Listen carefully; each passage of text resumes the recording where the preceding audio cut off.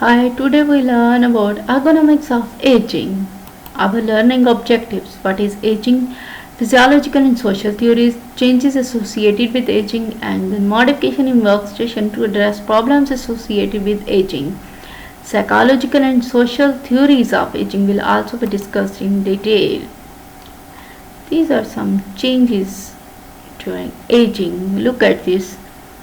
Hair usually turns gray and becomes thinner. Eyesight lens hardens, yellow and lose transparency. Our ears, ability to hear high frequency sound diminishes. Lungs vital capacity declines. Urinary system, kidney filters blood slowly, and then bladder capacity also declines. Bones and joints. Bones become less dense. Wear and tear process cause breakdown of the joint cartilage. Further, face, nose, and ear lobes become longer. Wrinkles from the facial expressions and sun exposure develop. Further, skin becomes thinner and lose elasticity. Heart, stroke volume diminishes. Productive system in man, basically testosterone level drops, ability to attain and maintain an erection decreases. Women, menopause leads to drop in estrogen levels that can cause hot flushes or mood swings. Vaginal secretions diminishes and vaginal walls become less elastic. Breasts are less firm. Head and brain. Skull thickens and head size increases.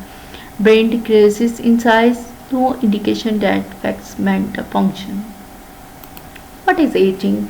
Aging, British English or aging, American English, is the accumulation of changes in a person over time. Aging in human refers to the multidimensional process of physical, psychological, and social change.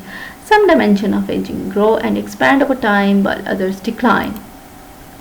The World Health Organization considers the age of 65 years to be the beginning of the old age in the developed countries and 60 years in the developing countries. In Canada and most developed countries, chronologically defined age get often used are young old, ages 65 to 74 years old, 75 to 85 years, and very old, 85 and older. These three basically categories define old age and place labels on the process of senescence. As a group, the population of the older adults is increasing at much faster rate than the rest of the population. Population aged 65 years or older in the early 21st century today totals nearly 4 million.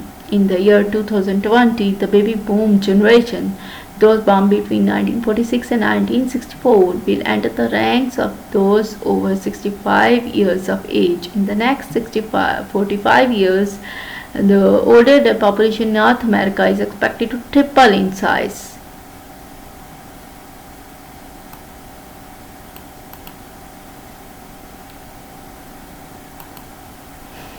What is successful aging? The concept of successful aging can be traced back to 1950s and was popularized in the 1980s. Basically, successful aging consists of three components. Number one, low probability of disease or disability. Number two, high cognitive and physical function capacity. And number three, active engagement with the life. Biological and physiological theories of aging. There are over 70 biological and physiological theories of aging. Figure 15.2 summarizes the predominant physiological and biological aging theories. Most of theories can be categorized into major factors responsible for decline during aging process, such as genetic mutation or decline in cellular function, so wear and tear and accumulation of the waste product. These processes manifested at the biological and physiological levels, resulting in age-related changes. For example, osteoarthritis, chondromalacia, graying of hair, reduced elasticity of skin, rigidity of the arteries, decline in kidney function, opacification of the lens, and decline in oxygen uptake and delivery of the oxygen throughout the body, among the others.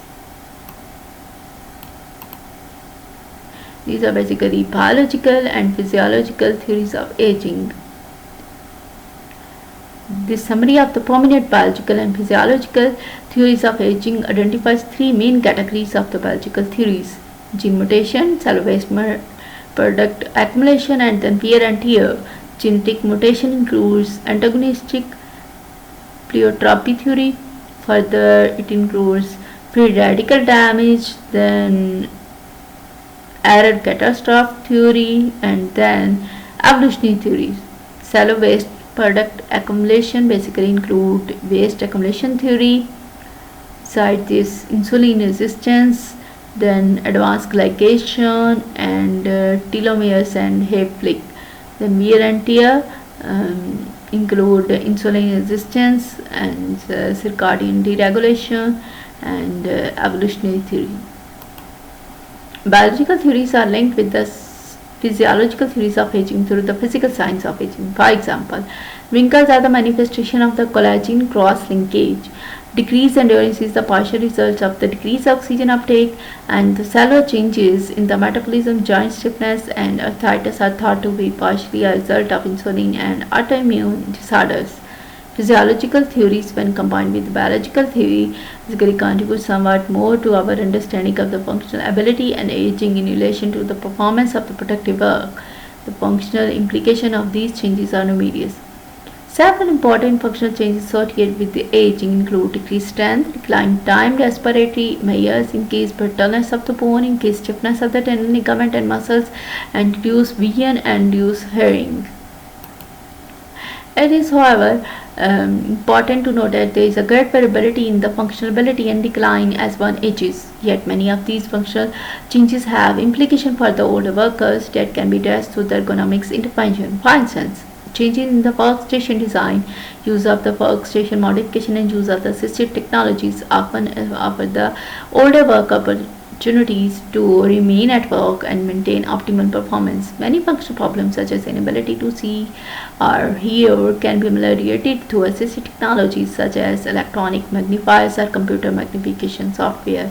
Hearing technologies such as hearing aids, adaptive headset, and telephones and frequency modulation with sound systems can be installed in the workplace to assist older workers in interacting with the team members, service customers, and participating in meetings. Other opportunities also exist in workstation setup and design, such as adjusting color contrast of the computer screen to optimize vision, using lighting in large numbers of the phones, and further increasing grip sizes on the tools. Other strategies could focus on the changes to work processes, as older workers experience stiffness and decreased flexibility as a natural aging process. Efforts are needed to redesign work processes and procedures to support opportunities for movement and mobility and to reduce basically periods of stationary work. Now look at this table. Preparing for changes relate to the fact of aging changes, and then what can the ergonomist do? Changes, vision changes, brighter lighting, use immediate glare with intact lighting, use special purpose lighting, use high contrast materials. Further hearing changes, avoid high frequency noise, reduce background noise, use equipment with adjustable noise levels, and combine noise-based system with visual and perceptual features. Skin changes, improve hydration opportunities, avoid work in extreme hot or cold temperature to improve work rest schedules. Avoid work with chemicals with deflating properties. Muscle changes, reduce work with static muscle effort, increase use of the mechanical lifts or automation, keep work in neutral zone, and twisting. For the stretch our body throughout the day, encourage regular worker exercise program, encourage liquid nutrition intake at home. Endocrine changes, encourage liquid nutrition intake at home, take breaks each hour to stretch and walk. Further, avoid work in hot or cold environments and encourage regulation through medical or natural means available. Immune system changes, avoid repeated motion work that could fatigue the employee. Further, take precaution to avoid infections such as increased hand washing, flu shots, etc. Encourage exercise to enhance the immune system. Encourage stable shifts when working.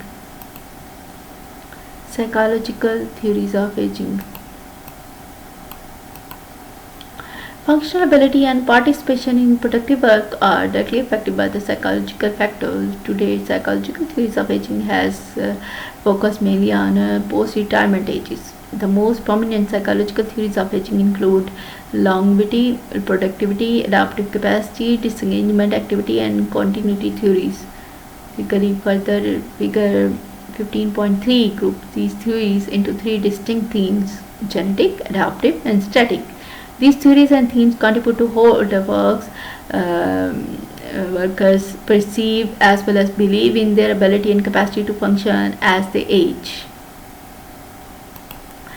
Look at this diagram. This is basically a summary of prominent psychological theories of aging that are categorized into three areas: genetic, adaptive, static. With genetics include longevity theory, adaptive include productivity theory, further adaptive capacity theory, and then active theory. Further, static and withdrawn include disengagement theory and continuity theory. A psychological theory of aging that aids in understanding functionality and productive work is activity theory. Basically, this theory suggests that more psychologically active and resourceful an adult becomes in gathering and linking isolates of information to allow himself or herself to continue productive activity at work, and more likely it is that he or she will remain healthy and productive. In addition, it is believed that individuals who are motivated and active are more likely to be able to adapt and therefore continue to participate in productive work.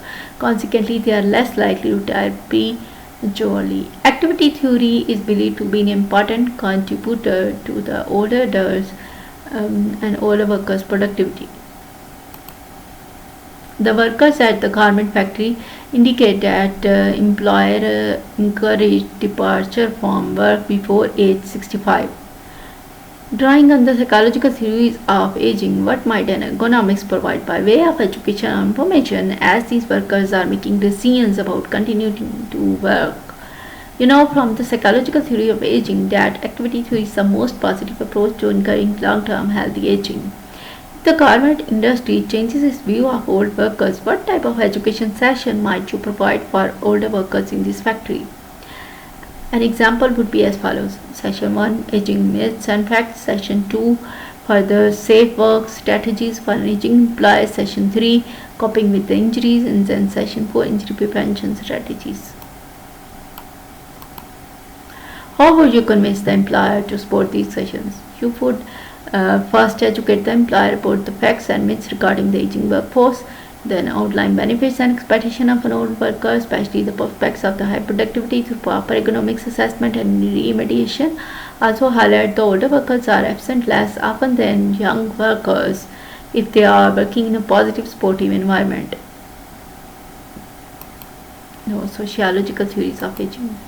Sociologists have approached the study of aging and work performed through investigations of social structures such as gender, race, and ethnicity, life course research, and examination of the concept of the ambivalence. The prominent theories of aging include age stratification, age and society paradigm, and political economy of aging and ambivalence.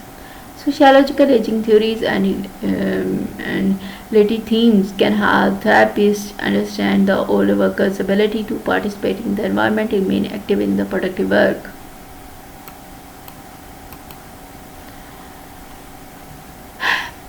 This summary of the prominent sociological theories of aging illustrates the importance of the two themes, social policy and social expectations.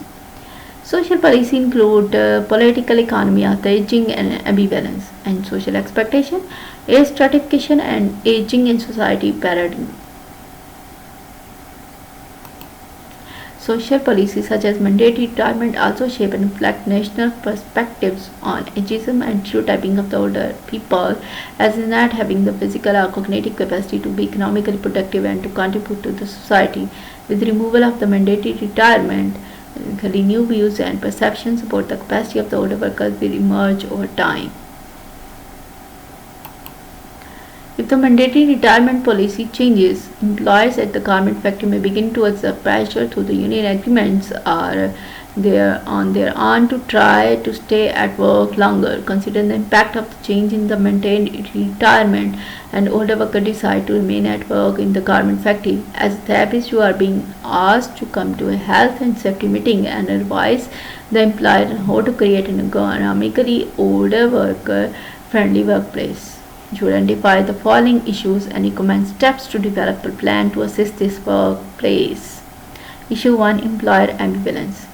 The employer wishes to remain productive and profitable. The employer feels that older workers will lose company profits and take more sick time because they cannot do the essential duties of this job. This may result in plant downsizing or closure.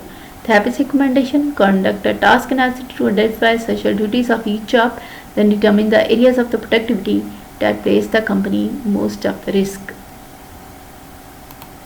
Issue 2, Employee Ambivalence. The employee enjoys the work and peer sport. The employee feels that she is constantly at risk for replacement by the young workers.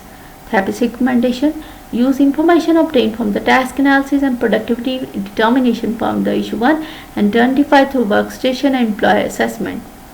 How to improve the productivity without increasing risk to the uh, worker. Issue 3, Workplace Readiness for Change.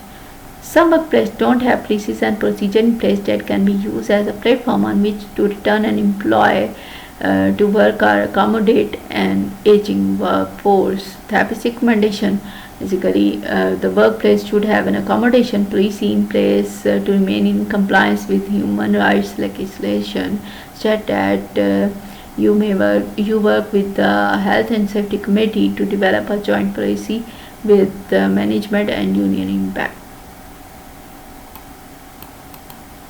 Issue 4, Physical jobs demands that are occasionally untenable for older employees. Therapist recommendation: use the information gleaned from the task analysis in issue 1 to develop a risk reduction plan for the employees. Conduct a physical demands analysis to highlight the job service indices.